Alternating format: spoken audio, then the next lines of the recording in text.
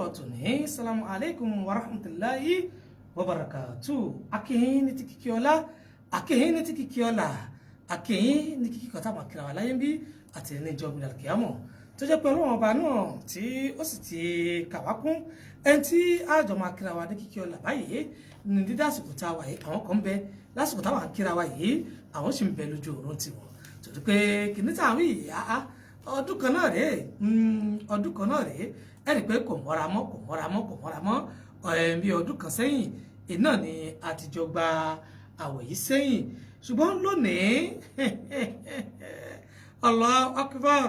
ọ̀pọ̀ náà àwọn èèyàn náà ni wọ́n ti ń múra báyìí tí àwọn tí wọ́n ti ń rọ́kẹ̀kẹ̀ nù lé torí pé wọ́n ti ń retí rẹ̀ tẹ́lẹ̀ kí ni sáájú retí tẹ́lẹ̀ náà ni àwọn Ramadan tó wọlé dé bá wa yìí àwa dúpẹ́ fún Ọlọ́run ọba náà tí ó ní kó ṣojú tèmi àti yín alhamdulillahi rabbil alamin arrahmanir rahim maliki yawmiddin iyyaka na'budu wa iyyaka nasta'in ihdina siratal mustaqim siratal ladina an'amta alaihim ghayril maghdubi alaihim waladdallin àmín ọ̀pọ̀ mọ̀ yé mi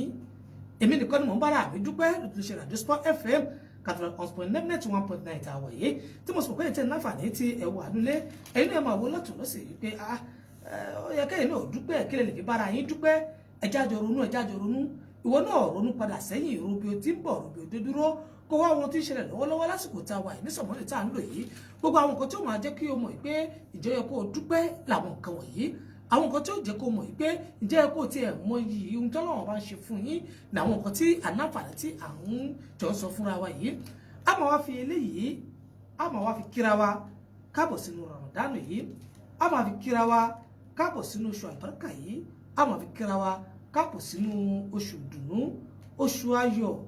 oṣù oríire tèmi àti ìtajọ wà náà tàtijọ́ kó sínú èyí ni o gbogbo àwọn tá a wá ti wá dìde nílẹ̀ lásìkò yìí ẹ jẹ́ bẹ̀rẹ̀ iṣẹ́ olóore wa látàsìkò yìí lọ nípa kíkàn sáwọn tó yẹ ká kàn sí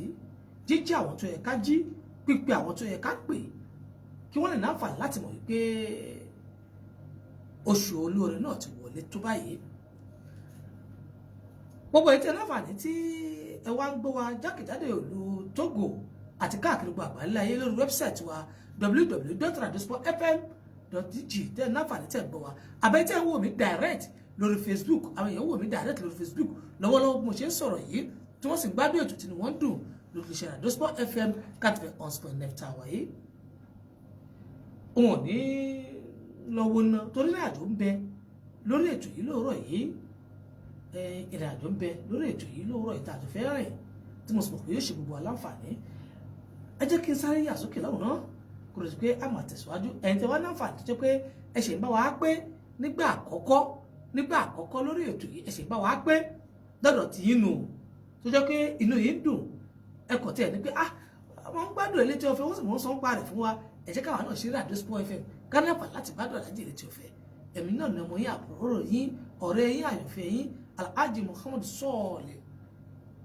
Elétí Ọ̀fẹ́ international ambassador ọba bíi ọlọ́run sí akọ̀dá ẹ̀dá àdìtú ọba mi Alọ́wọ̀rọ̀bí èmi náà kọ́ mo pera mi bẹ́ẹ̀ ó kọ́ tọ́lọ́run bá fúnra ara rẹ̀ tó kala ara rẹ̀ tó ìsọ mí ni bí sáà máa jẹ́rù orúkọ yìí ẹ̀yin tẹ̀sí ń pè mí bẹ́ẹ̀ náà ìfẹ́ lẹni tẹ̀bí ń pè wá bẹ́ẹ̀ ọlọ́run bá láàánú kò ní pa náà fẹ́ náà mo tún kì í lẹ́ẹ̀kan sí pé salamu alaikum wa rahmatulahi wa barakatuh wọ́n bọ̀ ẹ máa bá ń kalọ̀ lórí ètò yìí ẹ ṣé.